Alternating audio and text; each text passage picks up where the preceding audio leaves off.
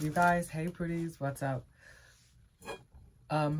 I got a breakthrough. Okay. We finally broke it apart, you guys.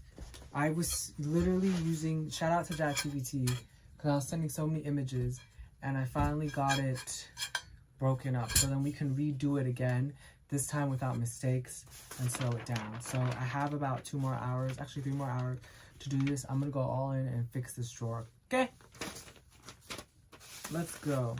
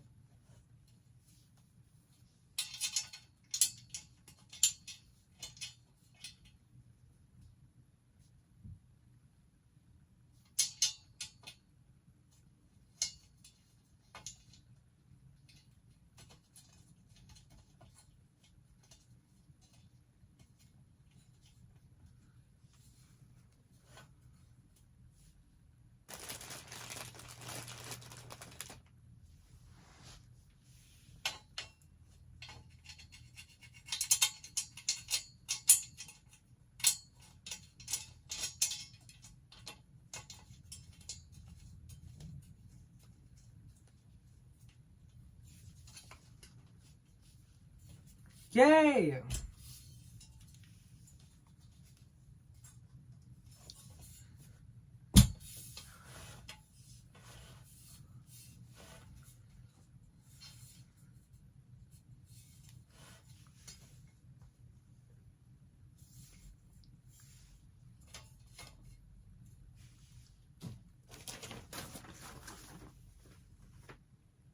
C, D, E.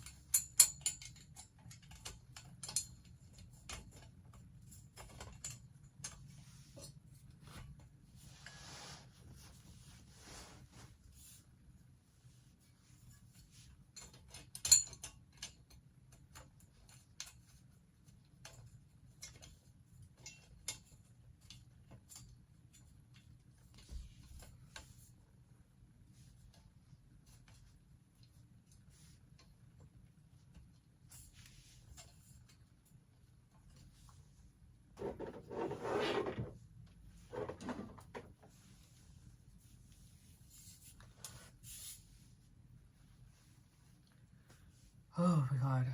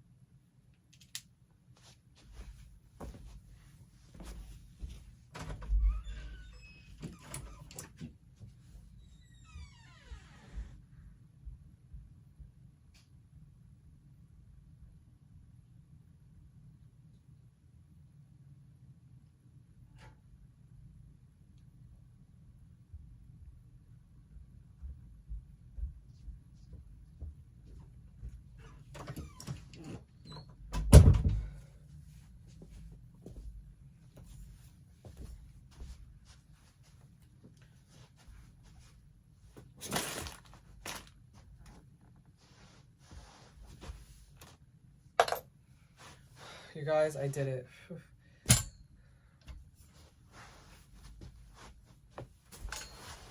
My AirPods are dead, so I'm gonna go ahead. I got it right. I wrote a code. So I'm gonna listen to my podcast. Beautiful, great cashmere long coat.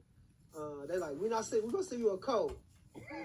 I was like, I'm sitting back, and then I they know they ain't getting it back. I'm texting them like, I forgot to send the code back. What they gonna do? They ain't doing nothing but helping the brand. Right. You know what I'm saying? Right, You right, killed it. right. I saw you on the blog. I'm like, yo, I love this silhouette. Right. But I ain't never seen this color, man. I'm like, because I got the sample. You keep well, they gonna kill me. They gonna kill me. Well, yeah, it's true. That's what it needs to be, man. So, Law, do me a favor, man. Explain to the people the difference between an image architect and a stylist. Right. So, when I first started, it was kind of like when Instagram was popping, right? And so everybody was multi-hyphenate, right? It was like, people were like, oh, stylist, makeup artist, creative director, photographer, all that. And, you know, I just felt like it was so many people calling themselves stylists that I wanted to kind of differentiate myself first. And then when I actually started to think about my process and the way I went about working with my clients, it seemed to kind of follow the pattern of a real architect. So it was like, you know, when an architect, you call an architect, the first thing you want to do is come out and they want to look at the structure, survey the land. And for me, that was like looking at everything that the client ever wore, you know, and then it's like the architect gets the general contractor and they plumbing and electricity. And for me, that's like the clothes and the hair and the makeup. I know how to finally take it out. I'm like, you know, I am an architect, but I'm doing it for someone's image instead of a building or a structure. And when I started to look at my process that way, it just made so much sense. Mm-hmm. And then I trademarked it 10 years ago, so I'm the only image architect in the world. Only one. Yeah, it's trademarked. Oh, wow. That's pretty. No, that's big. I didn't know that, bro. Real shit. Like, I just sent out cease and desist letters. Oh, like, don't do that. Like, people call themselves image architects in their bio or in the interview. We send a cease and desist letter. I worked for that. Yeah. And I think it's so obvious, like, when you see the people you work with, right? We were just talking about me and Zoe were talking about one of the questions I had about the themes, right? Mm-hmm. When you see Zendaya at any red carpet, I feel like the theme I feel like you took the word the theme was there. At Doom too. The theme, like, in spite of the theme. Yeah. So they gave it a name. They stopped calling it method dressing. Okay. They using method dressing to promote movies. You know, they gave it a name. Really, with the waist trainer on you guys too. The time that the Barbie thing was happening. Okay. But Zendaya and I have been doing it way longer than Barbie. Like, even if you use challenges as an example, that place didn't exist, right? We knew Barbie. We know Barbie for 60 years, right? Right. Barbie 60. So, not taking anything from these are flimsy, that. right? So I'm. You guys are gonna love this. Because they're done. I think we need a little bit of patience. When you want a partnership, but they just went and recreated things that doll had worn before, right? What we did with Copy Bunker to change it is that we The air that's coming out of it is so disgusting. A whole life before the movie came out. So people were going to see that movie thinking that it was a fashion movie and it wasn't about fashion at all. And even that was, I think, the best time to see that my actual impact in society when it comes to fashion is because everybody started selling tennis core. Like, before the movie came out, we went to Target one day for something, and as soon as you walked in, it was tennis core, right? And you know how you get the emails from the stores, like, the whole thing was like tennis core, you know, all the designers were pushing this tennis, and it was like, and what made me proud is that she wasn't even on social media, so she never posted any of that. So all that impact was coming directly from my feed. And I think that's, people really start to realize how profitable it could be when you work with a stylist that has a real point of view and that's able to kind of like shift the culture that way. No, that makes sense.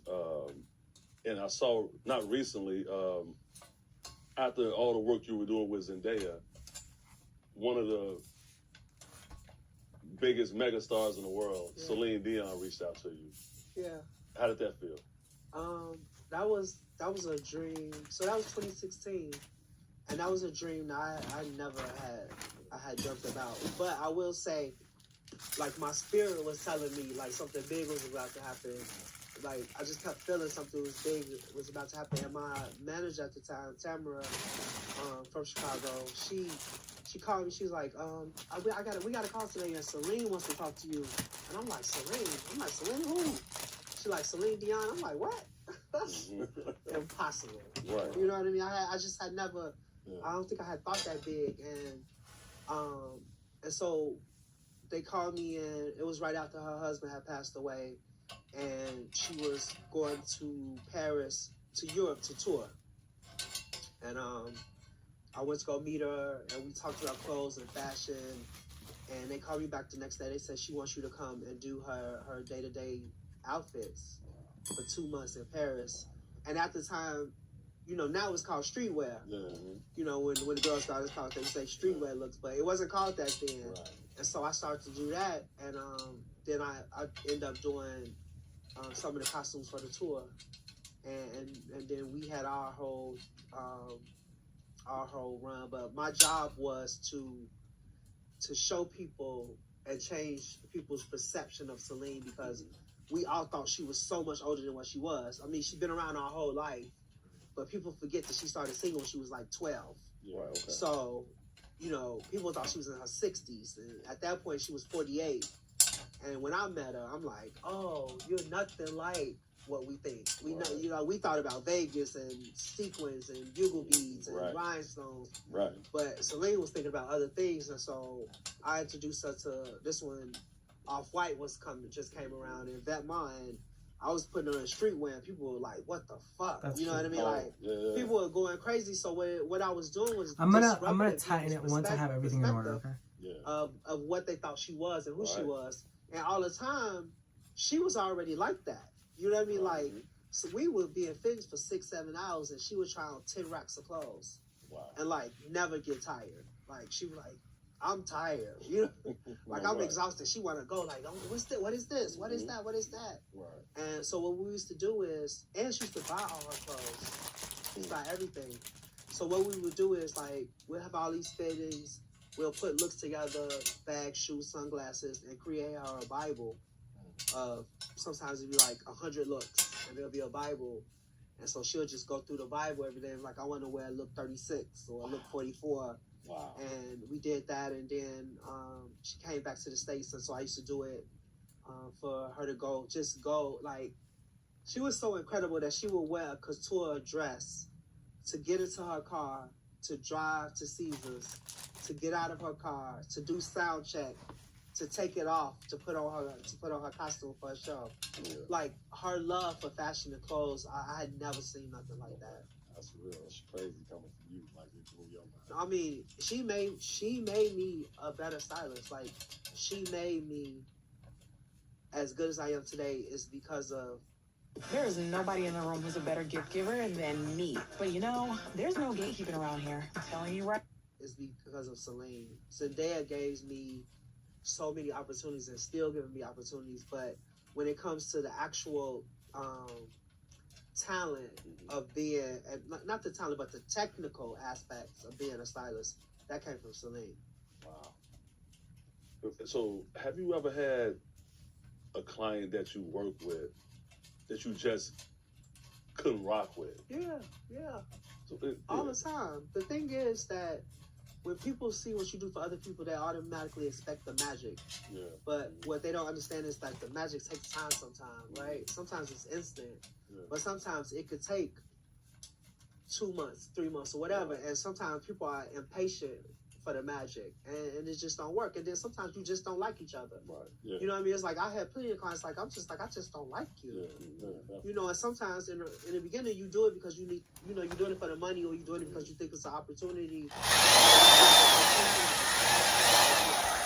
don't have to deal with that. Yeah. And it's a lot of people. I mean, I'm sure it's people that just didn't like me. You know, and that's fine because it's business. Yeah. At the end of the day, it's business. Now, even when I dabbled. You know what I'm saying? Because I play with clothes a little bit. I used to with not being an image architect, styling, I would say. Yeah. You know what I'm saying? it would be difficult dealing with the entourage. You know what I'm saying? Because you have a client or somebody that feels like, yo, I'm open to possibly doing this.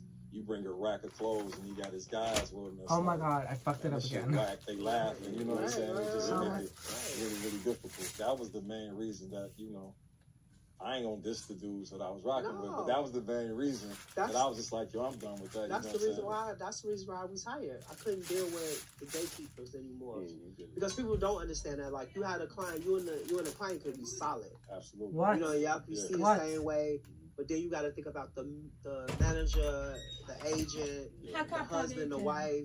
Sometimes the dog, if the dog bark wrong, the dress ain't right. Like, it's all type of factors that people don't understand. And, you know, dealing with a certain type of client, like, they guys, like, one time I was doing a shoot with Dirk, and he was shooting the cover of Numeral Netherlands, and one of his guys was like, he looking at it, he said something. I said, man, get your goof ass out of here.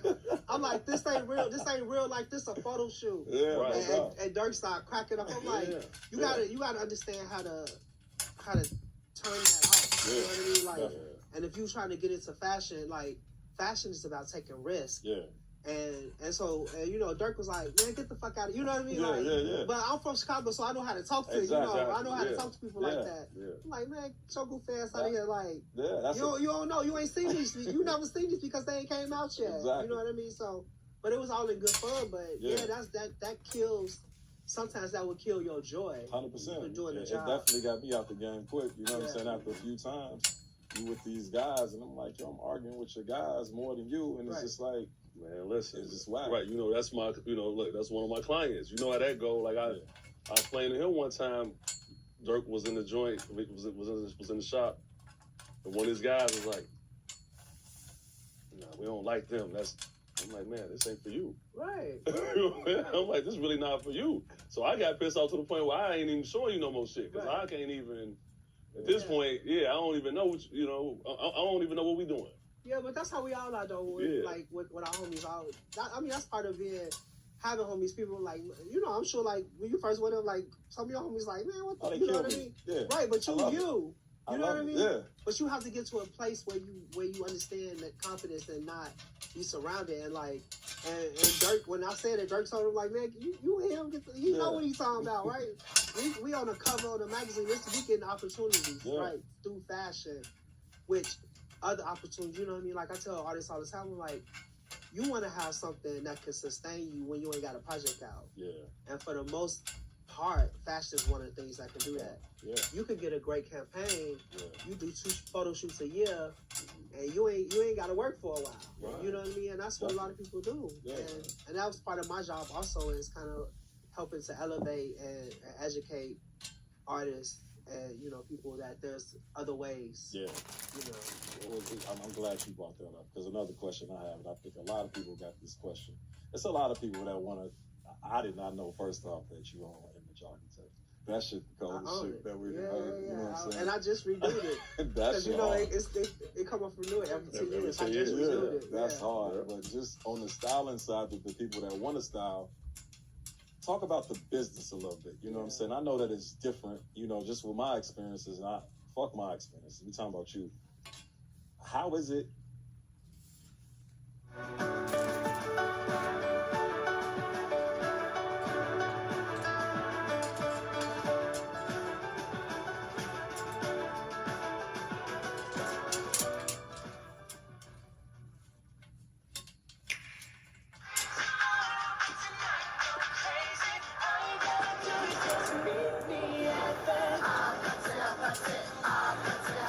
Just Dance 2026 edition, out now at Amazon. Like, every situation is obviously different, right? You know what I'm saying? Can you speak on just, like, different situations, not the people, but how does that go? As far as, like, you know, you pulling for this person, you styling for this person, you got this person card, this person working with a label, so it might be, I've waited on checks for 60 days, you know what I'm saying? That could turn to 90. Exactly. That 90. Yeah, it's hard. Yeah. You know, it's, so in the industry, right, you have two things, right? You have music and you have Hollywood, right? and sports. Basically, now sports is a big thing. But to me, I feel like sports is more like music. Sports is a bigger budget. But Hollywood gives you the acclaim and the prestige, right? You don't really make money in Hollywood because there's only so many what we call unicorns in Hollywood. There's so many people that's going to have a makeup campaign or a fashion campaign and have all these things that you can really make real money from, right? As opposed to music, people that do music, they always gonna make money because there's always gonna be a budget coming from somewhere. The studio's not giving you $40,000-$50,000 to go shop for it. You getting a certain amount of money per look, and out of that money, you got to pay your assistants, you got to pay for shipping, you got to pay for alterations. So a lot of time when you see people in Hollywood, they actually are losing money most of the time, right? It's only certain seasons that you really make money. Like if you get an actress that's in a movie that may have a award season run, then you getting, you know what I mean, you got all these red carpets, you got all these photo shoots, so you'll have a steady amount of income.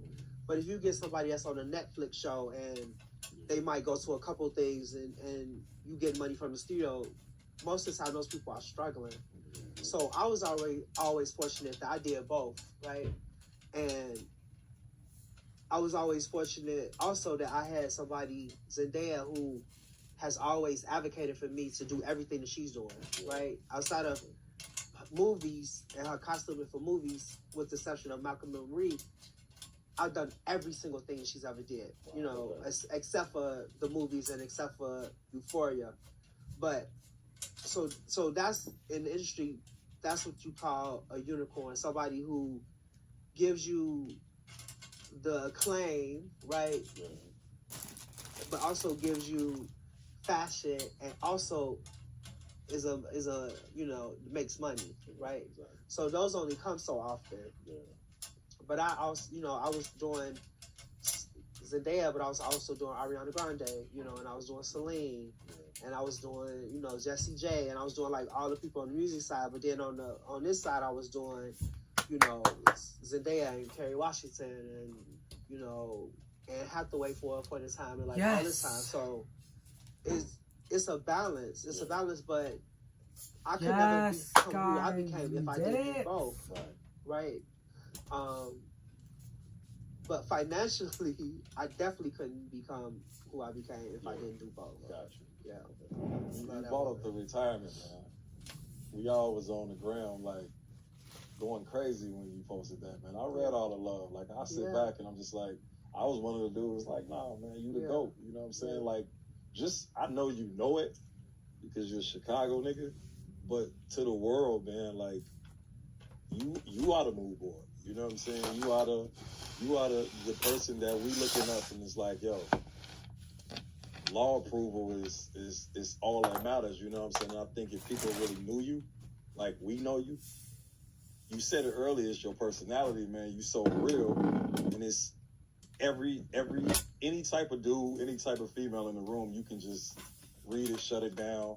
You feeling yourself. You ain't on shit, whatever the case is. But the retirement announcement, that was just like something you was going through. Like, let's just talk about that. So it was like all the gatekeepers, and I felt like no matter, it was a couple things, right? It's like, I've done all these things, right? I've proven to be the best. You know what I mean? Like every award, every, credential, everything, I've, been changing people's trajectories of their careers, like everything. And I just felt like no matter what I did, I still was being compared and not treated the same way as my white counterparts. Right, okay. You know what I mean? And it's like, you fight, and for me, it's like, I got to a place like, I'm good. Every time I fight, I'm fighting for somebody else. Like, I'm good. You can't nobody take away nothing I've done, right? And it was a situation that happened the day before I retired, and I found myself fighting again in a fight that I shouldn't even been fighting. Like, I felt like my client at that time didn't protect me the way I felt like I had protected her. And I'm just like, you know what? I'm tired of it. And then I also felt I couldn't get any bigger. Getting bigger just meant more work. You know what I mean? And more work just meant more loss of my own personal life or happiness. And my nephew had passed away, and so I had never really got a chance to deal with that. So it was like a lot of things that was happening. And then I was to the point I was just like, I really don't need it. Yeah. I don't need it anymore. Like, again, I had got so.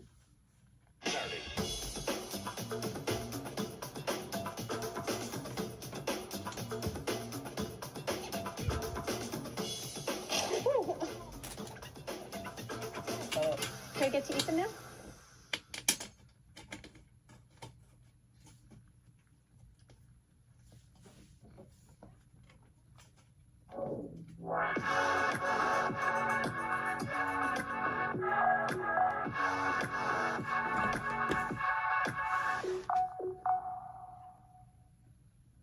Where else? I mean, I'm like, the CFDA award, the only stylist that's ever gotten that award. They basically created the award to give to me. You know, contributing West Coast editor of British Vogue. You know, from my knowledge, first celebrity stylist to actually move over and do editorial. That year before that, I did 33 magazine covers. Like, the work was there. Like, you know, put my work.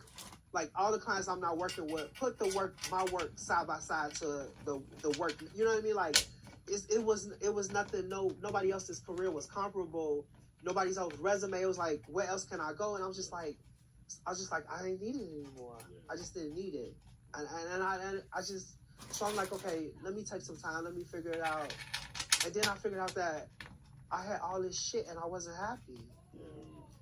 I did everything. It's like, because people say that, Law, like people say, you'll look up and you'll be like, damn, I got everything. Yeah. And I'm still not happy. Yeah, I don't understand. Explain. I don't understand that. It was like I had everything in my career. Right. And I was looking at every job just to get through the job and get to the next job and not even, you know, having the time. Because if like you working the way I was working, running a global business, see, a lot of people didn't understand that, right? I had assistant in Paris, assistant in London, assistants in New York, assistants in LA. I'm waking up when you wake up, right? I'm waking up 3 a.m. talking to the assistant in London, right? Before my assistants in LA come in at 9, but they come in at 9, but the New York is open at 6. You know what I mean? So it's like it never stopped, and it was like, and if I kept going, it was never gonna stop, because once this is the thing, becoming successful is relatively easy, right? It's a plan. You work hard, you treat people a certain type of way, you know what I mean? You go above and beyond, you hustle like, you know, hustle. You're gonna be successful, but it's maintaining it. It's the hard part, right? It's staying relevant. It's the hard part. And in our industry,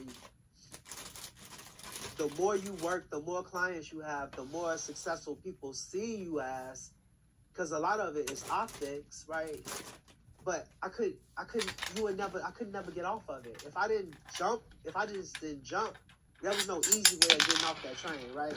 I just had to jump, you know. And so what it did was it gave me time to kind of like reflect on everything I had done, and then to get a better appreciation of everything I had done. And this also give me the courage to figure out, like, okay, at the core of you just a hustler, right? You the same nigga that was making fucking Long Island iced teas 10 years ago, right? You can figure something else out. And so it gave me a chance to write the book. It gave me a chance to meet a lot of people, and it also gave me a metric to know just how important I was to people, and to how world renowned I was. I had no idea, but my retirement got you guys 25 million impressions from one Instagram post from around the world. So now I'm like, now I got a metric. Now I got a bargaining thing to say, no, I'm him. You know what I mean? So the retirement was actually the best thing I ever did in my life, and it also gave me the power to say yes and to say no. And also for me to understand that the no's are way more important than the yeses. So now people call us out, I'm like, I don't want to do that. I'm good. I No, don't want to do because it. you ain't got to do it I now. don't want to do it. So two things before we get out of here, right? Because we're definitely gonna talk about the book that's coming out soon. You can pre-order it now. You are the first and only celebrity stylist. Well, I'll. Merry Spritemas to all, and to all a good Sprite.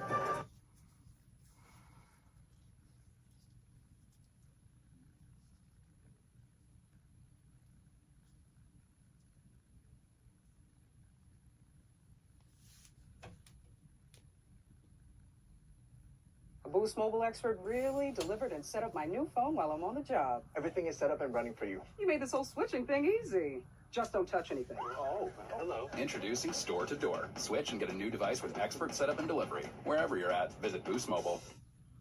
If I feel like I've given you don't care about your fans. So that situation. I'm sure sometimes you're like, I said what I said, bitch, I said what I said. But I'm sure there are times where you probably have.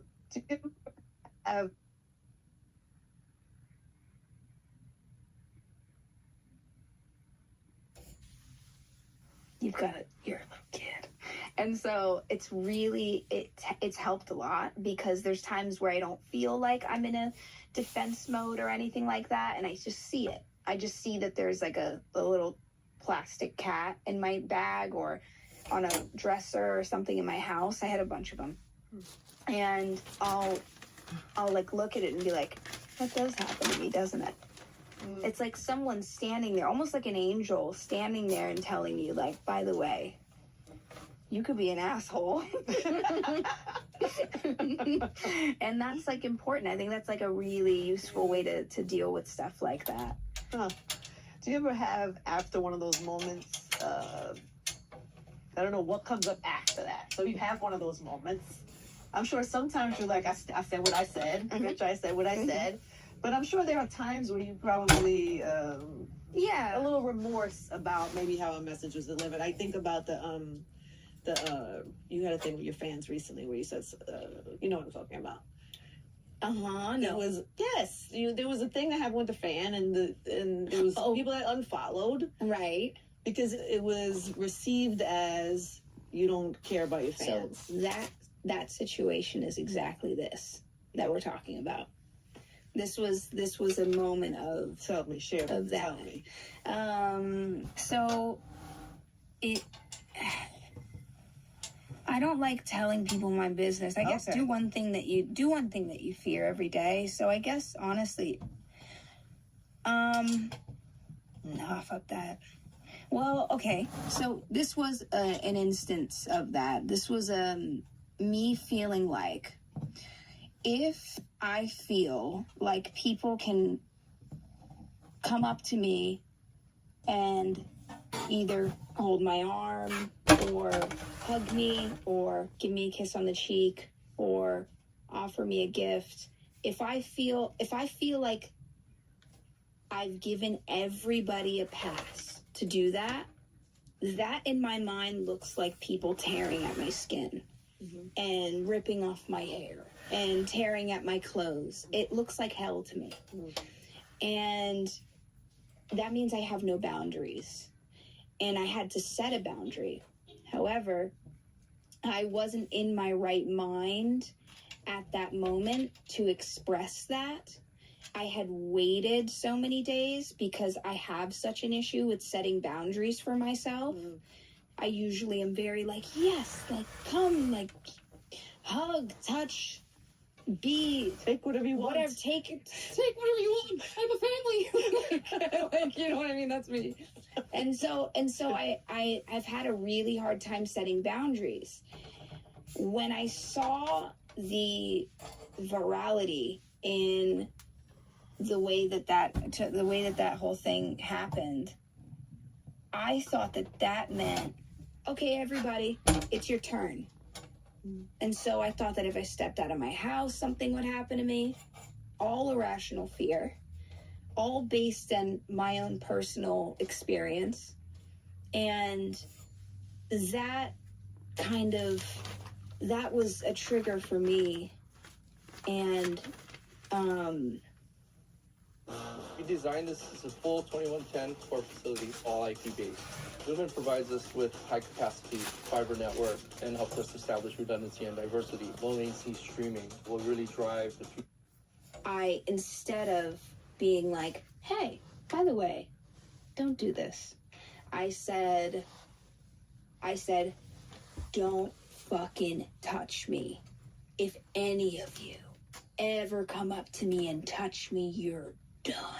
Like I went like this, I puffed my chest out, I did that. Instead of closing the door, I kicked it and the knob fell off. And so now the door is fully open. And now I'm the least protected that I could. If anything, I sabotaged and I made it so that I couldn't be protected at all, because it was an overreaction, but a valid overreaction, but still not excusable, right? It's more, there's a lot of kind of twists and turns to it, but it was a poorly handled situation. Yeah. In conclusion. I get that though, and I get how you could get there in that moment. Yeah. But when something happens and it is a poorly handled, is there remorse about it? Is there a desire to want to clear it up, or it is what it is? So what happens with me is this sort of thing will happen. I'll be like, wow, fuck you, and then I'll go, I'm fine. Everything's fine. Everything's okay, you guys. It's okay. Like, that's my condition. That's sort of how that works. There's a word for it, but I could be my next challenge is like opening up about those things and saying what that is. But that's sort of the way that I operate. My remorse levels, I do have remorse, and it's very quick. It's very like jump straight to the way that when it comes to, I think during the moment, nada, because I'm seeing red and I just don't care. I just don't care. But when I see the effect that it has, that's when I start to, the chemicals change, and I feel wrong. Oh my God, someone stop. And I know that it needs to be corrected. Because at the end of the day has to end, but I know that I need help. And I know that I can hurt people. I can't. With my words, with my actions, I know that I can. And so anything that I can do to mitigate and help those things, I'm gonna do, and that is therapy. So what would you want, and I don't know if you've had this conversation directly with your fans at any point on a live or whatever, but have you ever like addressed, because a bystander of that could be somebody who's a big fan and thinks they're lumped into a moment that you had with one other person. Was there? That's what I'm wondering, if there's ever a moment to clarify. Anything that I do to one individual is between me and that individual, or anything we do to each other is between us, and it has nothing, like, if it's me, I'd be smart. I think it's always between the two people that the issue needs to be resolved. When you put it on social media, it becomes a performative thing. What I was doing when I reacted in the way that I reacted was performative. It was me being like, look how big I am. Look how strong I am. That's me. That's an example of me doing that very thing. Apologizing to somebody on the internet is the same, you know what I mean? Performance. Please don't, like, it's like, it's being like, please don't leave me. Please don't please don't, like, let me show you what a good person is. Let me show you how good I am. This is what I like. This is what I do. This is who I am. Look, I'm not the kind of person that loves to do that. There's been times where I've done some, like, sort of performative stuff like that. And I was just sort of discovering who I was and trying to figure out what I wanted to do. But I don't like doing stuff like that. So I was face to face with this person, and they're just lovely. Just a human being who is fabulous and very likable. And so, yeah, and that is that's where I feel happy and satiated and comfortable, is when there's closure between me and that person. So you had closure then? Yeah. That's so, this might sound crazy. I find that to be really inspiring, because I think in this world we are, like, a lot of us are prone to be people pleasers, especially in the social age world where perception or how we present is really important to a lot of people. Yeah. And it's like, if you know what your internal is doing, is it always necessary to lay it out for people, or have a performance piece to kind of make people feel that? Yeah, it's interesting. You don't have to, but I think also those choices come from a place that's not just like non-existent. It comes from a place of either you feel guilty or you feel like you need to fix something and you need to fix it fast, or you know what I mean? Or it comes from a place of possibly insecurity when somebody is like, I need people to know that and insecurity is human, and being unsure is human, and being scared is human.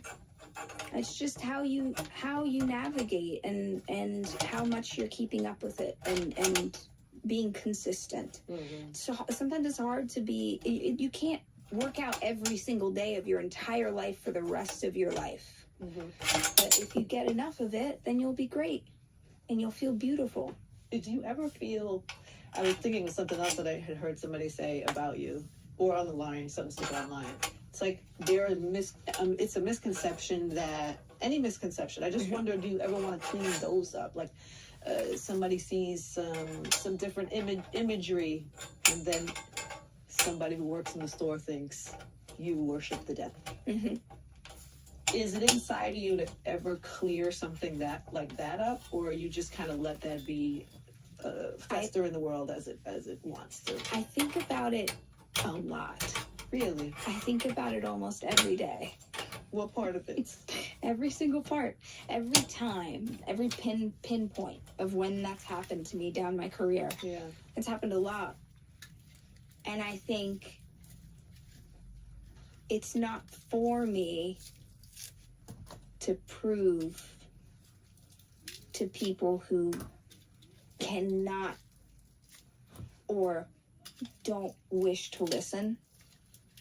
It's the harsh reality, but I'd like to stay there.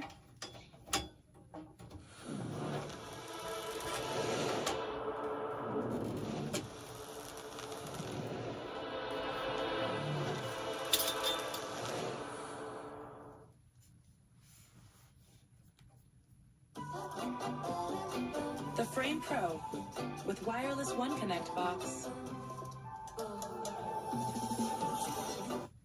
And I feel comfortable there because there's so many other great things happening that I can, instead of ruminating, I can choose to express maybe the way I feel about that thing with music, or with an outfit, or with a painting, or with something. Being creative is really a good outlet for addressing to me personally. But unless somebody asks all of the beautiful questions the way you do, I mean, then maybe I can discuss it. Yeah. But I also don't ever want to say something that... A few things. For one, Law was a bona fide star, whether people liked it or not. And secondly, being a stylist may look glamorous, but it's a service job that requires maintaining a relationship with your client. So this is incredible. Thank you guys for being here. Okay, first things first. What's up, New York? Oh, it's all people. So can the church say amen? Amen. Yes, Lord. Yes, Lord. Let me do it. Okay, how many of y'all have seen this? First and foremost, make some noise. Law Roach's book, How to Build a Fashion Icon, available since October 1st, available everywhere now, so please cop this. But, Law, how are you doing? I'm doing well. I'm excited. I'm always excited to be in a venue full of us because I feel like I'm in a safe space. You know what I mean? Yeah. Wait, is this a safe space? So I can I'm really a talk my bad shit? bitch. Yeah. Fuck you, bitch. Yeah, okay, so that actually brings me to my first question, which is that you have done such a great job of, as you've elevated through the ranks of this industry, also keeping it down to earth. A lot of people, a lot of us, sometimes we make it to these bigger rooms. We don't want to bring all of us with us. Yeah. But I feel you've done such a great job of showing up to CultureCon, showing up to Harlem Fashion Row, showing up to the Black Things, for lack of a better word, while also showing up at Paris Fashion Week. Has there ever been a time where you felt that you wanted to make yourself smaller or to not bring all of you in order to make it in the room? Yeah, so I'll answer that in two parts. So when I first got to LA, I watched Rachel Zoe, and although I knew June Ambrose and I knew Nisa, Rachel gave me a blueprint of what I wanted my career to look like. I wanted to sit front row at fashion shows in Paris and couture, and I wanted to be friends with the designers, and so she showed me that. So when I moved to LA, I thought I had to present like her. So, you know, I used to be like, oh my God, it's bananas.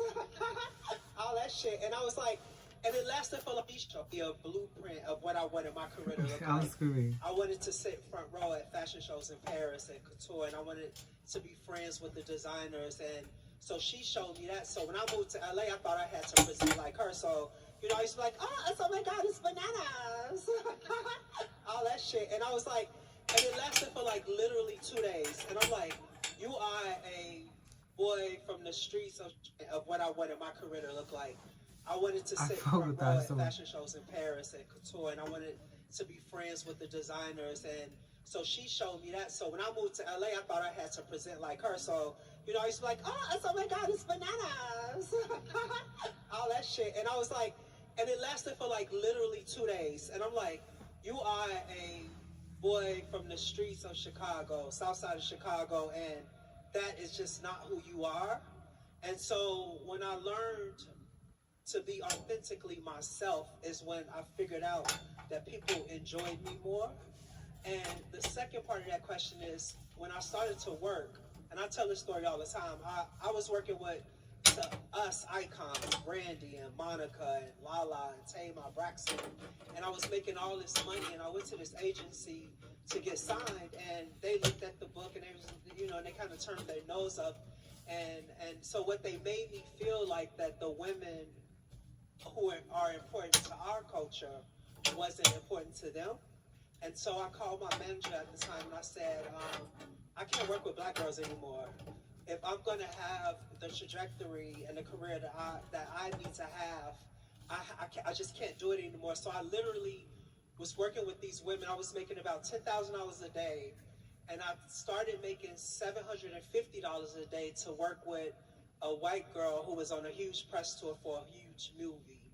And, you know, now I'm in a place where I look at that and I regret it, but then I knew no other way, because what would have happened if they would have pigeonholed me, putting me in a box, and I don't think I would have ever been able to have the career that I would have. Well, let's clap to that, actually. Well, on that note, I'm gonna tell you a little story real quick because that made me feel some type of way. I was at a fashion thing, I'm gonna keep this general, and I was talking to another fashion girl, right? And she was giving me criticism of you, and I wanna know what you say to critics who say he wants to be in front of the camera too much. Being a stylist is a behind-the-scenes job. He wants to be famous. Let the famous person be the famous person. How do you respond to that idea that you're supposed to be in the back? I just say, fuck you. See, the thing about whatever celebrity I have, it's a byproduct of the work. It's because I did good work for so long that people started to want to know who was behind the work. And every time you saw me on the carpet with Zendaya, it's because she reached out and told me to stand next to her, because that's what our loyalty and shows, and that's what I mean to her, that she invited me into those experiences every single time. And so then when I started to get notoriety, then, you know, it just became what it was. And one thing I learned about being public facing is that you get more opportunities and you make more money. And at the end game, the whole reason why we all work is to make the most amount of money, right? And so to the critics, really what it boils down to, and I'm gonna be very honest, is that when I went to LA, the landscape of the people who did the job that I do, they were all blonde hair, blue eyes, right? And they saw this ghetto ass boy from Chicago who barely spoke proper English to them, because I have a regional Anybody from Chicago? Right? Woo! And you know, we say shit different, we drop syllables, you know what I mean? And when I started to take all that with me, they used to like look at me like, oh my God, who is he? And they never thought that I would become who I became. And so then they were bothered by it. And then what really fucked them up was when my house got shot for Architectural Digest, they say, oh, ain't this little nigga living good? So they was really mad, you know what I mean? So, and so for me, it's like, I'll take all those bumps and bruises for everybody who wants to have an opportunity or have the opportunity that I've been able to have. I'm at a point in my life where I really don't care what the critics say.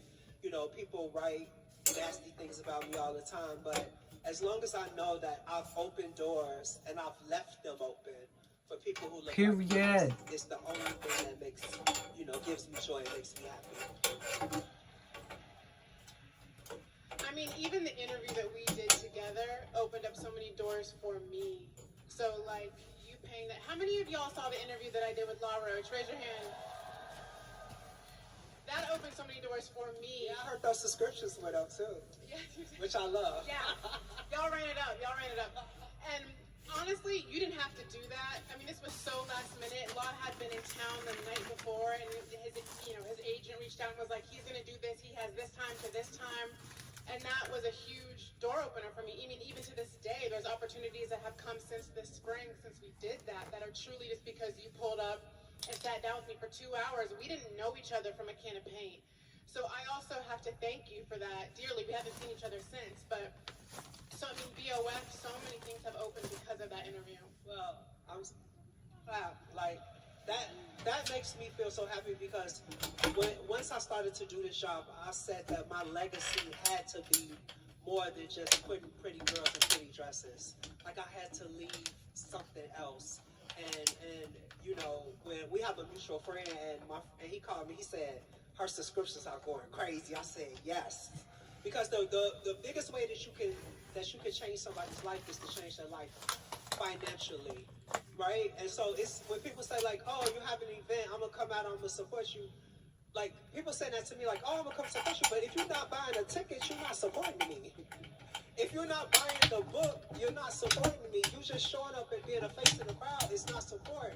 And so I'm gonna show up for Black people however and whenever I can. Woo! And on that note, let's talk about the book. Because something I want to say real quick to Law's point just now, even if y'all don't even read the book, even if it sits on your shelf, y'all should read it. Go buy it. That's the only thing they understand in a lot of ways. You have to go purchase it, okay? Don't just pass through it. Don't just like it on Instagram as you scroll. Go buy it. How much is this? $24. $24, okay? Because there are still people, even though sometimes, I'm sorry, let me just talk my share real quick.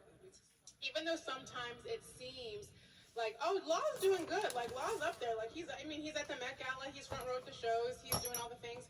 Within the industry, they mad. Like, they don't like it. And I can tell you this because I just had an experience where I was talking to,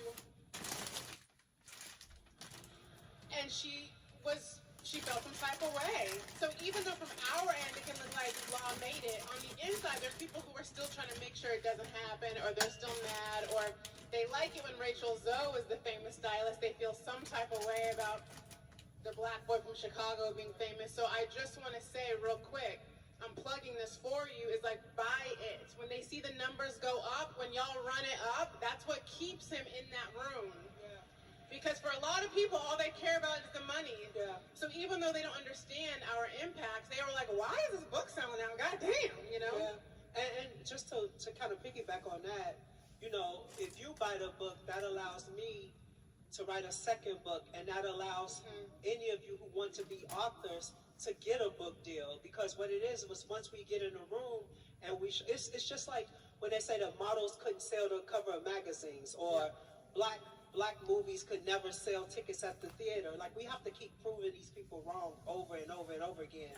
And if we think about our ancestors, our dollars used to circulate in our own communities before they left, right? And so we have to support each other. Like, if I'm selling a book and you selling some hair cream and you selling some body lotion and you selling whatever, we need to support each other. Even if you don't like the shit, buy it anyway. Period. Right?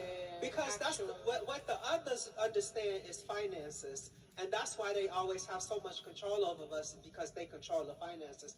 And we have to start taking that back. So I could clap for that. Yeah. Y'all can clap for that. Okay, so I want to talk a little bit about the book, How to Build a Fashion Icon. You say this is not a memoir, correct? Why didn't you want to write a memoir, and what is this instead? I didn't want to write a memoir. I got too many dirty secrets. And I wrote the book when I retired, and it gave me so much time to reflect on so many things about myself. There were things that I loved about myself. There were things I didn't like about myself. And also, I wanted to be able to give something tangible and easy to help people.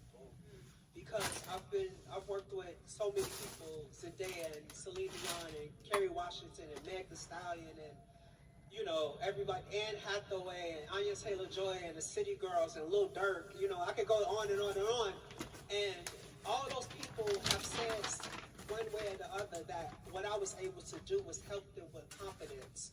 And so I thought about it. I said, well, if I did that for them, if I can bottle this up and make it tangible and give it to, you know, everyday people, and hopefully they can learn something that can make their lives better and easier, then I want to do that. You know, I can write the memoir, you know, whenever. This felt more important to me.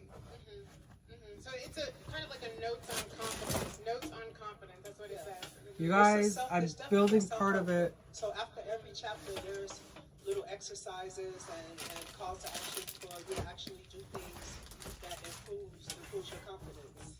Have you ever felt, and I ask this because you seem to me and to so many people someone who naturally exudes confidence, and I do think there are people like that who are just born out the womb as kids and all the way into adulthood, just built with that natural born confidence.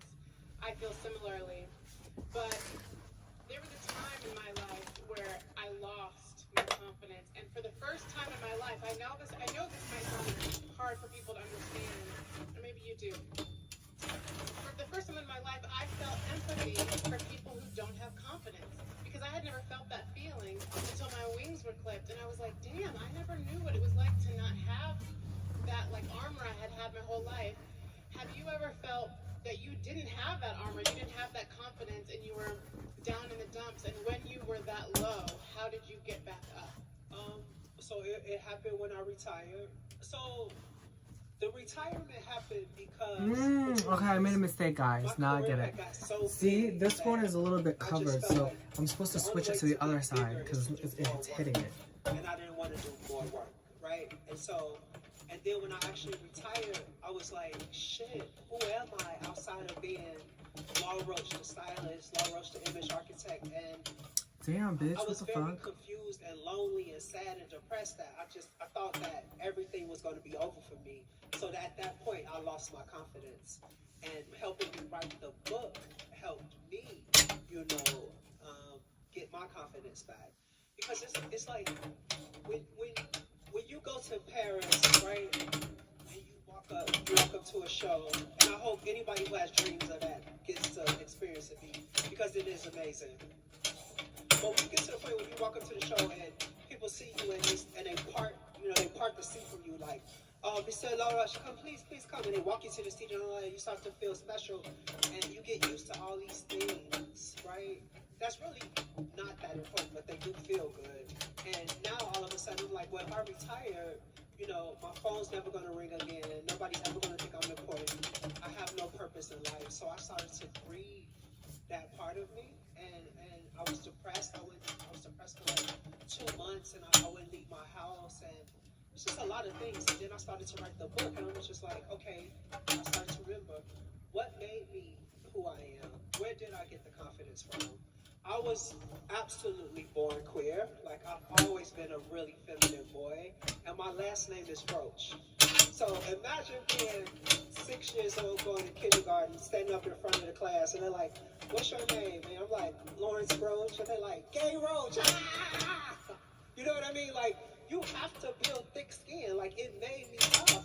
And because I had to go through that every year, and then after a while, my grandfather said, they'll never forget you.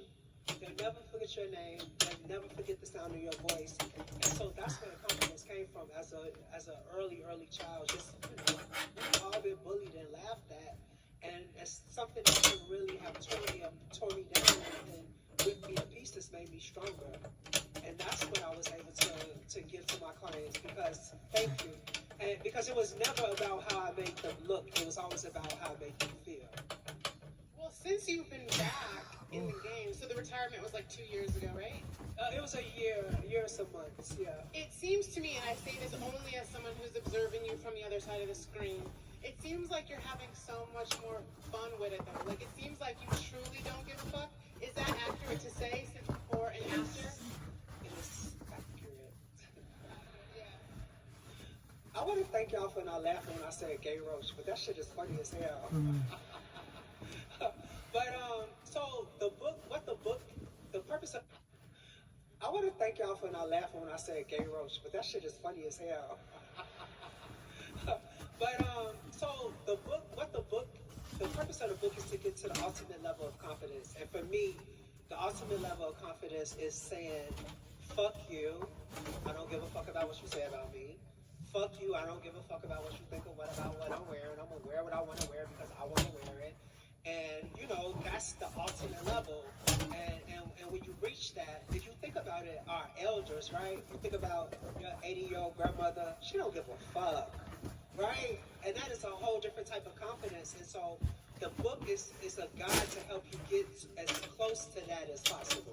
And that's the way I am in my life right now. I'm like, you know, people can say what they want to say about me. They can say I'm a diva, I'm hard to deal with, I'm hard to work with, I'm nasty, I'm, you know, so nasty, so rude, like all those things. And, you know, I just really don't give a fuck, because I know every day I'll wake up happy, and I'll try to lead with joy and love. And the people who get a chance to be around me, they understand that, and they see that, and they benefit from that. Because I've given a lot of people careers, right, that you'll never know about. I started a lot of people's careers and changed a lot of people's lives, and I've done that not to talk about it, but just because it made me feel good. And when my time is over, like, you know, at my funeral, I hope those people get up and say what a positive person I was and influence in their lives. And that's the way I live my life. You know, everything else, I just really don't give a fuck. So you are aware that you're going down in history, right? What? That I don't give a fuck? Well, no, I'm saying as a stylist, as an image architect, your whole being for the fashion industry and beyond, obviously. But you are aware that you are going to go down in history. And I'm grateful for that. Yeah.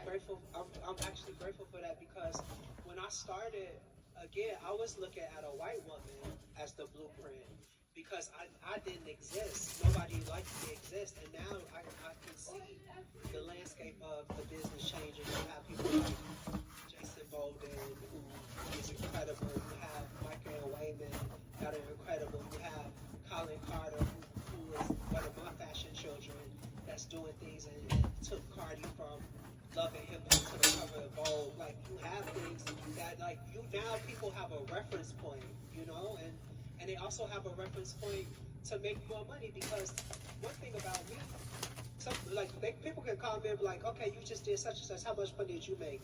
And I'll tell them, I say, well, I made this, ask for more.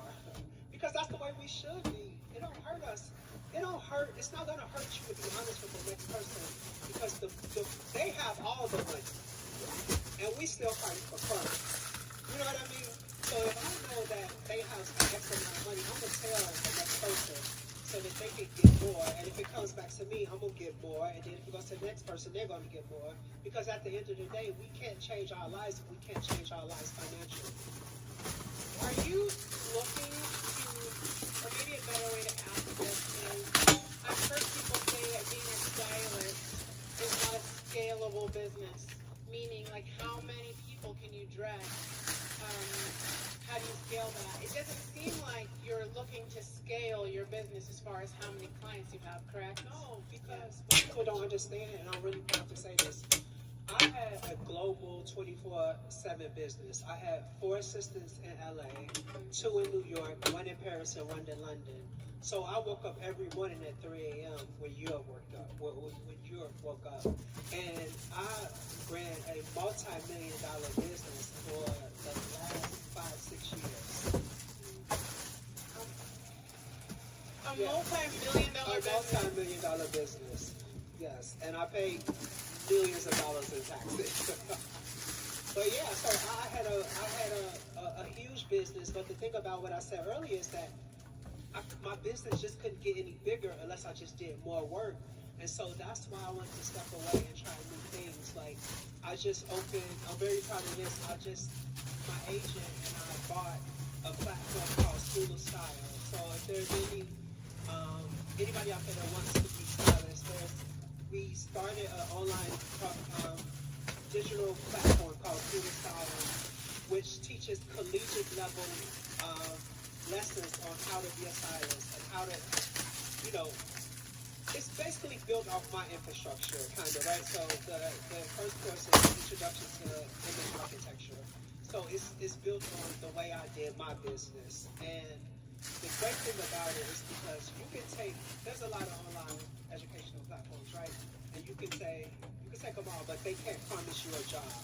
So because my agent is the owner of the only agency who has offices in Paris, in London and New York and LA and Nashville, and we're actually going global, even more global.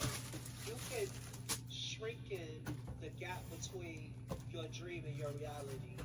Meaning, you take the class, you get certified, and you move into being represented by an agency right away. I like that. Yeah. You guys, I just want to say that, Law, we're so happy to have you here. Please don't forget how to... Oh, wait, we're going to take questions from the audience. Oh, are we? We have to. Okay. We have to. We have to. Does anybody have a question? Right here, stand up. You're going to have to shout and be quick, because they got us on a timer.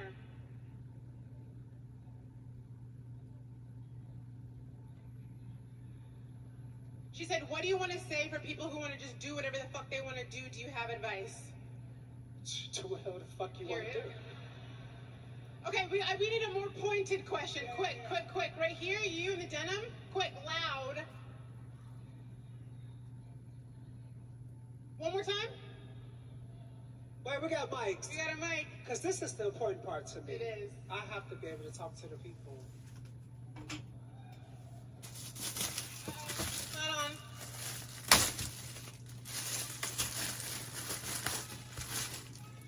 Woo, thank you. How did you know what to get? Well, she wasn't my first client. My first client was K. Michelle. A lot of people didn't know that. Yeah, but that was my first client.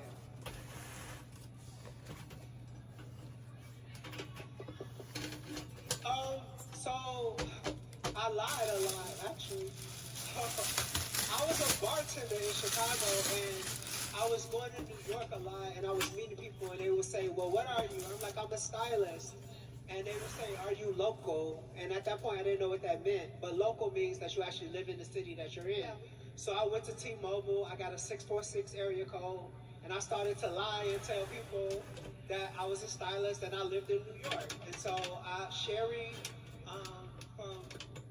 from Atlantic Records, and she went on to Rockefeller, well not Rockefeller, but Rock Nation.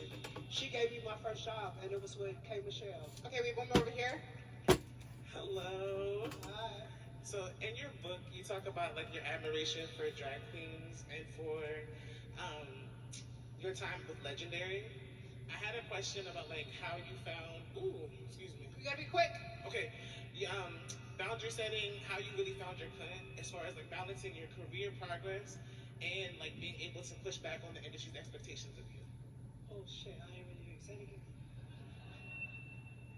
Okay. Sorry, how did you set boundaries? How did you push back on the industry's expectations of you to really assert your own agency and building the life that you wanted for yourself?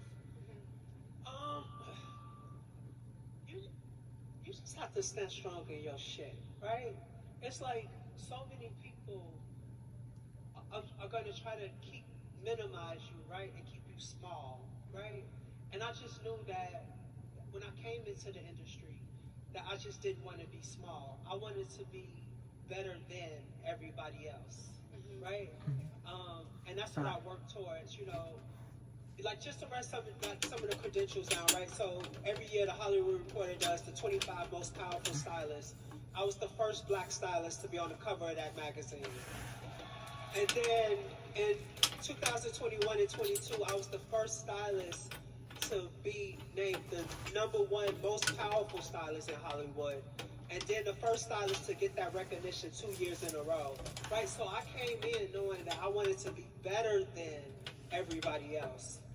And so that's the way I held autonomy over my career, is that I always knew that I wanted to be better. You just have to have standards and not let up. I mean, I feel like there's no easy way. No fear. There's no fear. There's no way around that. Exactly, boo. Couple more questions. Next question. There's a queue, but we won't be able to get to everybody. But I mean, let's try. I'll stay here all day. Hello, thank you so much for taking the time and coming to a place like this to inspire young people who want to create culture.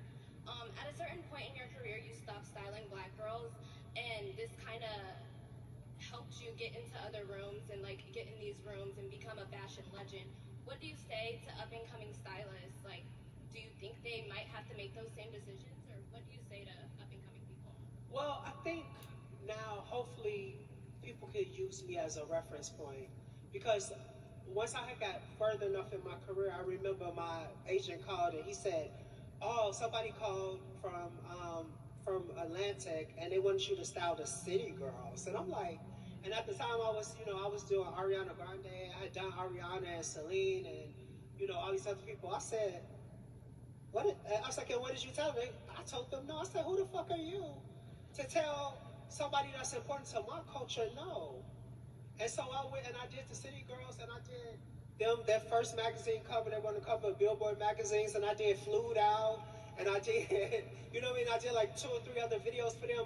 But I hope that I could be the reference point to say that you can do it all and you can do everything, and that you won't be put in a box, right?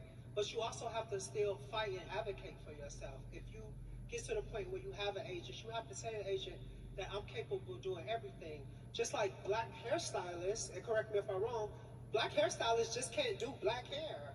They have to be able to do white hair, Asian hair, they have to do everything. But the white hairstylists they only have to be able to do white hair, right? We always have to be 10 times better than the other people, right? And then we have to let people know that. Because you just had Joara, who does everything and every type of hair and is right. Period. To everybody who's walking out, how to build a fashion icon is available everywhere. Don't forget to cop it. It's a lot of people here. I need y'all to buy a lot of books. Don't forget. But yes, it's true. So you saw my interview with Joara. Yeah, I mean it's just is but what it is. But for the argument, the big problem in fashion culture is that models used to go to the white stylists and they didn't know how to do their hair because they didn't have to know how to do their hair. because that goes back to this thing called white privilege, where you really don't have to know how to do anything but what you want to know how to do. Mm-hmm. That we don't get the same type of privilege. Yeah. Okay, let's do another one. Yeah. Hello. Thank you again, both of you, for coming. And I'm Crystal. I run For All Bodies. It's an inclusive fashion organization. The reason I say this is because going to these fashion events, I noticed there's a lack of diversity when it comes to size and height. So with you going to Paris and one of those, front seats, what do you think it's going to take to have those changes implemented, because the average size woman is, above the size 2s? Well, we saw the change when, the fashion industry was forced to be inclusive. But the only real answer to that is the consumers. The consumers has to hold the brands, liable for if they don't make your size, don't buy the clothes. It is what it is, right? But the fashion industry works in trends, and if you saw 2-3 years ago, there would be 10 plus size girls on a runway, and now you see the same 2 that it's always been. But that's up to the consumer. That's up to the consumer. And I will add on to that and say that there are things that are changing, even though we can't necessarily see them from the outside. It takes time for things to change, but there are meetings being had at the top level of companies. It's like the same way people feel about, vegan leather or whatever the case. It might not be the standard yet, but there are things that are happening in the background that will eventually become more and more consumer facing, I think. Thank you. Yeah, we got cut off. Damn. You, y'all, the babies. Okay, all right. So I guess I'm signing books. So I Thank can you answer more guys questions. so much for coming here. A round of applause for Laura Roach. Fuck with that.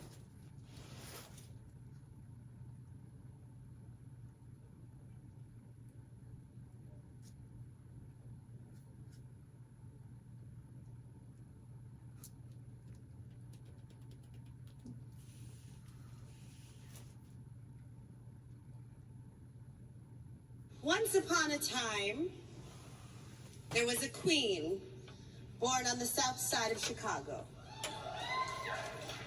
A queen who was a fierce force for good and for beauty. And she changed the landscape of fashion just by being her. Tonight, ladies and gentlemen, I have the distinct honor of presenting the inaugural CFDA Stylist Award to my dear friend, collaborator, and queen mother, Law Roach. Now, I'm not done. Now, Law didn't start out as a queen. Put that down, I'm not done. In fact, like all the best heroes and all the best fairy tales. Now, Law didn't start out as a queen. Put that down, I'm not done. Now, I'm not done.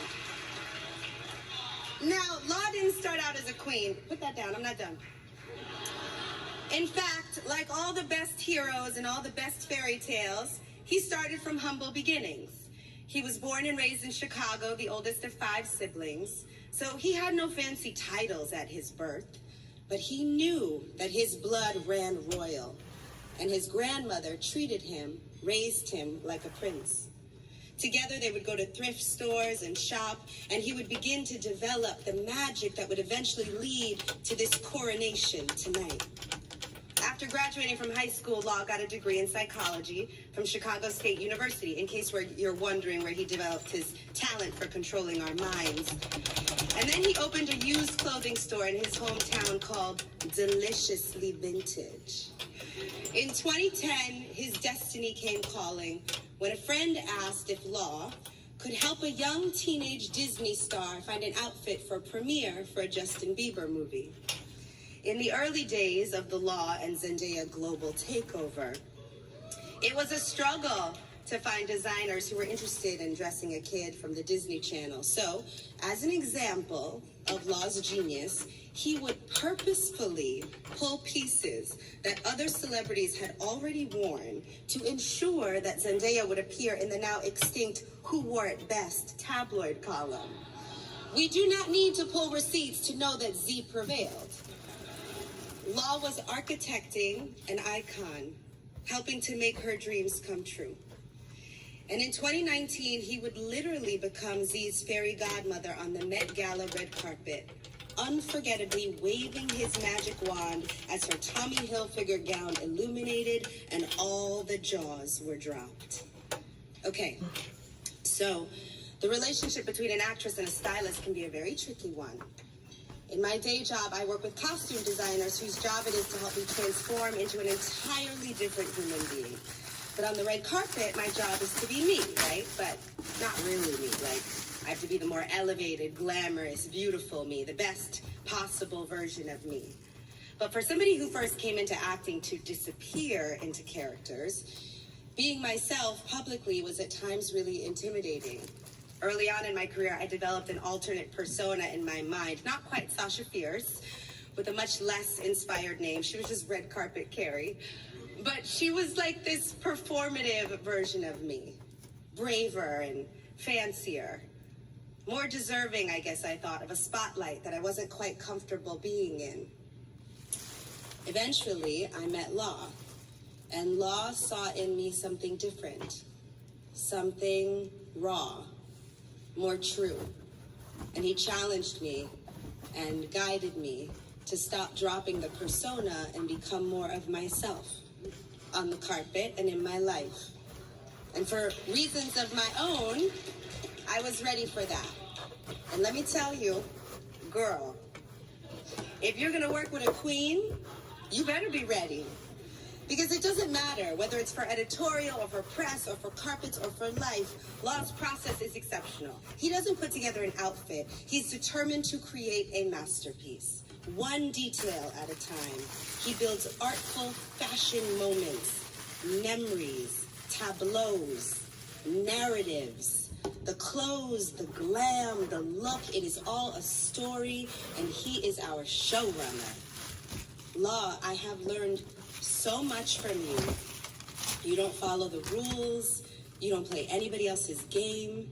You are uncompromisingly and unapologetically yourself. You know exactly who you are. You know exactly what you want. You are intentional. You are brilliant. And you are, as my sister client, Meg the Stallion, would say, savage. So when asked to present this brand new CFDA honor, it did not come as a surprise to me that you would be the first. You're an innovator, a true original, a fashion icon, and as you describe it, an image architect. And I feel very lucky to call you my friend. Ladies and gentlemen, it gives me great pleasure to present the first ever CFDA Stylist Award to my queen, Law Roach.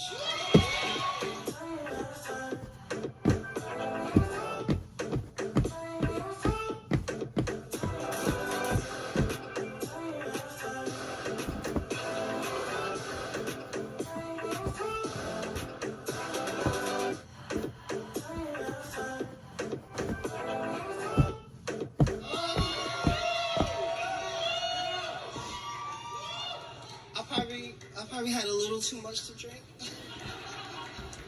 and I may this up, but it's a lot of black people in the room, so y'all gotta give me some energy.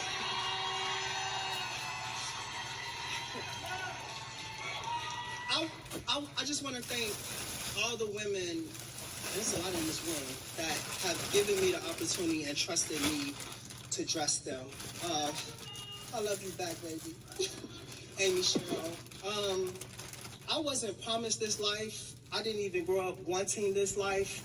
I think this life chose me. I really believe that the universe gives you exactly what you need when you're supposed to have it. And I'm overwhelmed and I'm nervous. But thank you, Carrie. I want to thank two really important women in my life that changed my life. Zendaya the incredible Celine Dion.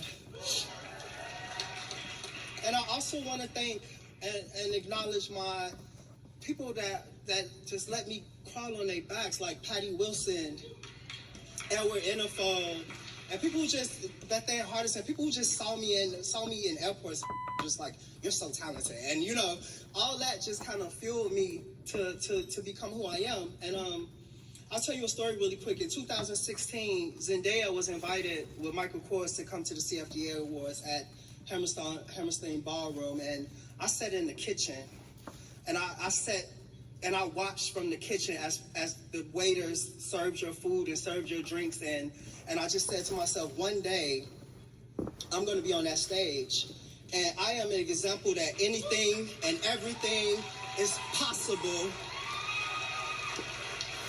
And one other money, there is a little black gay boy somewhere in the ghetto, and somebody is telling him that he'll never be. And I want to tell you that I am proof positive that you can be whatever you want to be. Thank you, CFDA. Thank you, Stephen Cole. Thank you, everybody here. I appreciate it. Period. That's what I fuck with. That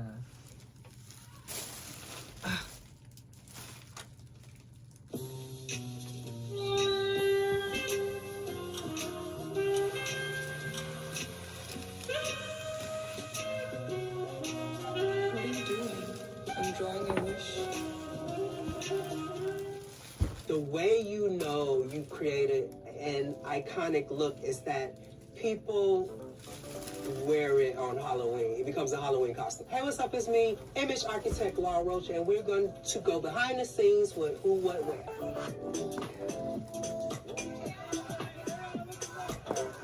Ari was so excited, and she looked so beautiful that night. I remember just her being nervous and excited all at the same time, which everyone is when you go to the Met. It's a lot of cameras. The thing about the Met is that all the nerves and everything is just getting there. And once you're there and you walk up the stairs and you go into the actual ceremony, it's over so fast.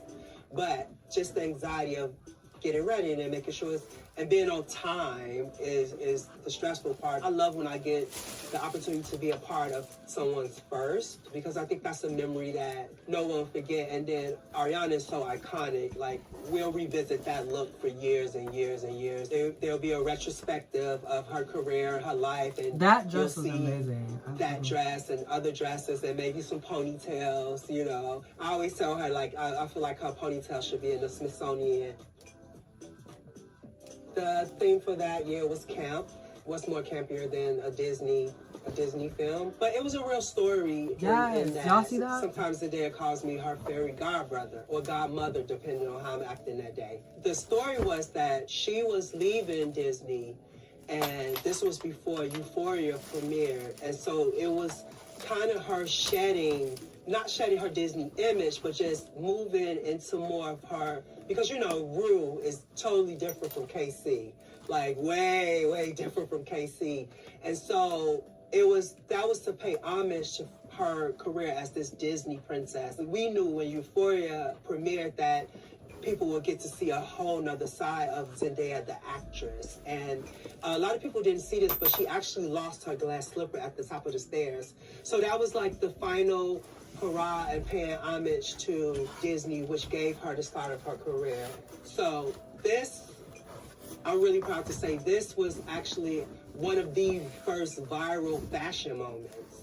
I got a call from my manager at the time, really casually. She said, "Oh, Celine's team called and she wants to meet you." You know, I was like, "Celine who?" Like, "Celine Dion." I said, "Who?" She said, "Celine Dion, fool." So I went to the Billboard Awards and to meet her. I waited for her in her dressing room. She came in the dressing room and she said, "I've been following your career because my kids watch Casey Undercover and you dressed Casey." What that outfit and that image did was disrupted the way people think about and thought about Celine. Like, we were used to this very glamorous beads and sequins and rhinestones and the voice and the personification of the diva and And to see her in streetwear, and she was wearing this Batman tribute, Titanic tribute sweatshirt, and just some jeans and a sandal and a bag. And I think that it really kind of messed people up. I was like, oh wait, like Celine Dion's a real person, you know. I did it because Celine Dion is one of the coolest people I've ever met in my life. And her knowledge of fashion and construction and couture and designers is so vast, and I learned so much from working with her. And when I found out who she really was on the inside, not the image that we had all created of her on the outside, I'm like, of course you would want to wear this sweater. Of course. Kerry Washington at the Vanity Fair party, she was wearing Zuhair Mara couture. I love this collection. The collection was based on Egypt and Egyptian goddesses. And when I think of Kerry, I think of her in that way. When I saw it, I just thought it was so amazing. It was encrusted, and it just made me feel like this is something that Cleopatra would have worn. There was a little pushback because I think someone else said that it's too costumey, but I'm like, it's a moment, you know what I mean? Like,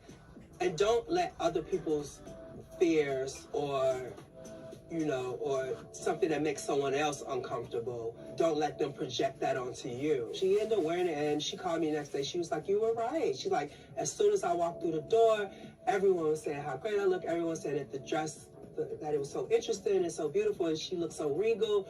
And that night, Tracy Ellis Ross actually wore something from that collection as well. Here are these two, you know, goddesses, queens, if you will, in the same party, in the same collection. Point of the story, the moral of the story is that I'm always right, and whoever tells you different is always wrong.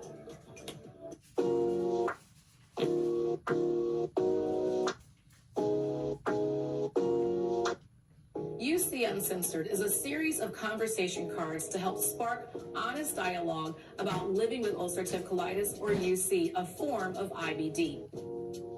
This is a safe space for us to talk about the challenges along our journey with UC as people of color. All right, what would you say to someone who was just diagnosed with UC? Find your tribe. You don't want to feel like you're on an island navigating this all alone. Men, largely in our society, we don't always prioritize our health. We're a Filipino family. We have traditional dishes. You just have to be resourceful and find ways to make you feel included in all these events. Advocacy looks like understanding when what is being told to you does not align with what you're experiencing. My family's like, you're fine, just go on natural therapies. That adds to the layer of stigma, I think, because it makes me feel like I am a failure if I can't get this disease under control. I'm not a failure. None of us are failures. What does it look like to live fully with UC for you? Living fully for me has been very intentional about being without fear and going out boldly. I can't tell you how many deep breaths I've taken today. It's been great knowing that I'm not the only one, which I think is what people get excited about when they find out that I have UC. They're like so happy that they're not alone. So that's how I felt today. What about you guys? I've had old friends here, but now I've gained new ones.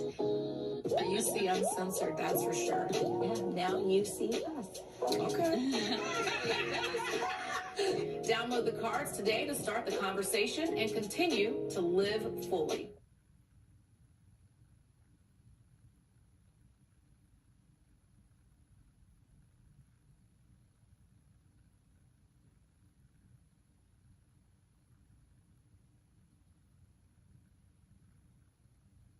She was wearing custom Armani Privé. That was one of the things. COVID was such a traumatic, devastating time for the world. Looking back at it, it was a couple things that came out of it that end up being beautiful moments, right? One being the entire world was going through the exact same thing at the exact same time.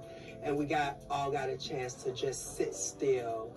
Second, like myself and her entire family got to literally be in that room so close to her when she won her first Emmy, and it was just so much love and joy and excitement, and we were all so proud, and we got to like run up and hug her and just wrap our arms around her and like surround her with love the entire night. And had it not been in lockdown, we wouldn't have shared that moment with her the way we did. It's one of my fondest moments of being around her. I looked an absolute mess. Everybody else had on black, and here I am with this like rusty orange like tracksuit. I don't know what I was thinking, but I also didn't think that I would.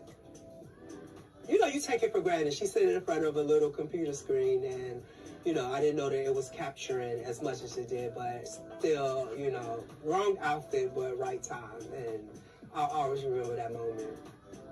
So I got the call from Sam, the creator and director of Euphoria, Sam Levinson. He asked me, this was all in like heavy lockdown. So I never got a chance to sit with him. Everything was done from Zoom and a bunch of conversations. It was great. It was challenging for that reason. You know, I wasn't able to physically be in the room with her or around her. But it was also, I felt so creative, and for that look to come out and to get the type of love that it got was really incredible. I'm super proud of that, because I got to add costume designer, you know, to my resume. And I think that dress will become iconic, because I think that film is something that people will go and reference, you know, 20, 30, 40 years from now. And for me to have a little small piece of that legacy, it makes me really proud. I've been actually dressing Tom for a few years now. I think Tom is the ultimate movie star, and you know, he works and he promotes his film, and then he kind of disappears for a while, which is really great. He has still a mystique around him that people are still trying to figure out, I think, and what makes him so appealing to people. And before him and Zendaya's relationship was public, when you get to dress the two leads from a major movie, it's always a big accomplishment. It's a lot of work, but it's a big accomplishment. And Emma Watson wearing Alexander McQueen, our relationship is really new. I am a firm believer that the universe puts you in people's lives exactly at the moment you're supposed to be there. She said, you know, would you consider working with me? I'm like, would you consider working with me? Emma is iconic on her own. She has a way of describing, you know, the feeling of things that she likes. And I think I style from an emotional place, and I think she wears clothes from an emotional place. And she's also really a champion for trying to help fashion become more sustainable, and I think that's one of my biggest profiles. The easiest way to become or do something that's sustainable is to wear clothes that someone else has already worn. It's the easiest way. It's a no-brainer, right? You know, go to a thrift store, a consignment store, a vintage shop, and buy something that already has a life, and you know, continue to give it a life and give it away to someone else, hand it down, or even resell it. So I think that, you know, that really brought us closer. Well, I've done SNL a few times. One thing that I will tell you guys about Megan Thee Stallion that you might not know is that she is the nicest, sweetest, most patient person I think I've probably ever met. And Saturday Night Live is nerve-wracking. And when someone is that nice, it makes you want to work extra hard for her. I think she did incredible. I think she looked incredible. The picture you saw was her walking into 30 Rock in a full PP pink Valentino look. Whew, that was a tough one. That night, Zendaya was being honored as CFDA's fashion icon. So we felt like that it had to be amazing, especially after Rihanna's look. Rihanna is kind of, you know. 'Tis the season to save at Best Buy.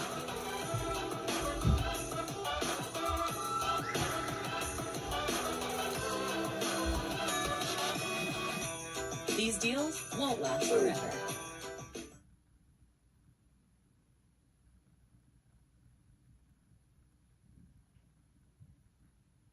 For an elf, the holidays are stressful, but Verizon's got a bonkers deal on a new Google Pixel 10. Gemini, when's our next train coming? Right now. Ah, nutcrackers. Gemini, where am I? You're in a blender. Time for elf care. Gemini, find me a massage, please. Oh, that was fast. Get Google Pixel 10 with Gemini and Watch and Tab all for $0. No trade-in needed on any plan.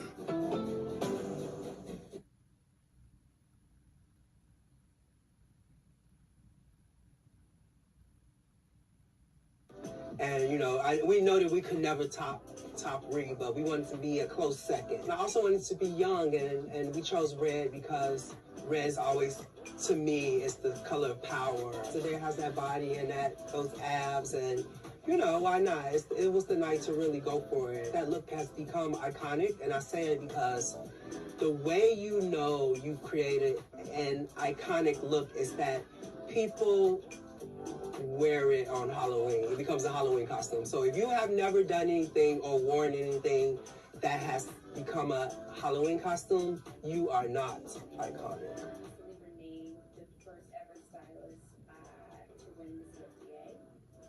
Yeah. When it comes to American fashion, that is the top of the top. And for me to be the first ever stylist to be recognized, I'm overjoyed, and then I'm nervous because I have to give a speech in front of these people that I look up to and grew up wanting. And me coming from where I came from, like, most of these clothes weren't affordable, and now, like, these people know my name, and I'm friends with some of them, and it's just the biggest thing of it is that I hope that I am an example that any and everything is possible. If you really stick to the core values that you're taught by whoever raised you, work really hard, be kind to people, treat people the way you want to be treated. I've impressed and done things and hopefully shifted culture a bit where that the CFDA is recognizing me and honoring me with this award that no one else has gotten previously. So it's, I don't know how to feel. I'm happy. So, hey guys, thanks for tuning in, and let me know which of these looks were your favorite. Comment down below.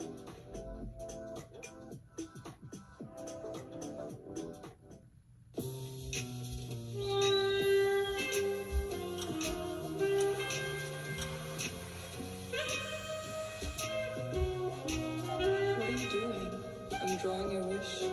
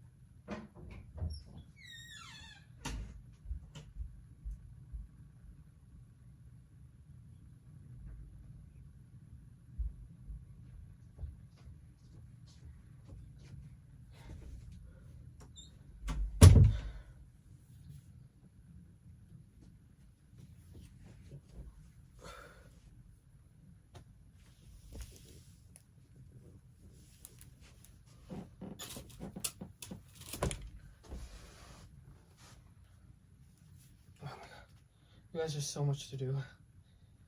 Whew. I'm gonna have to end this live. Since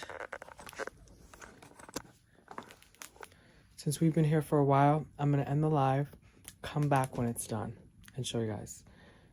Because I'm gonna need my phone to figure it out, okay? Because I have to take pictures and ask ChatGPT how to fix the handles because the handles are stuck. But right now, everything looks a freaking mess. So yeah, I'll be back, guys.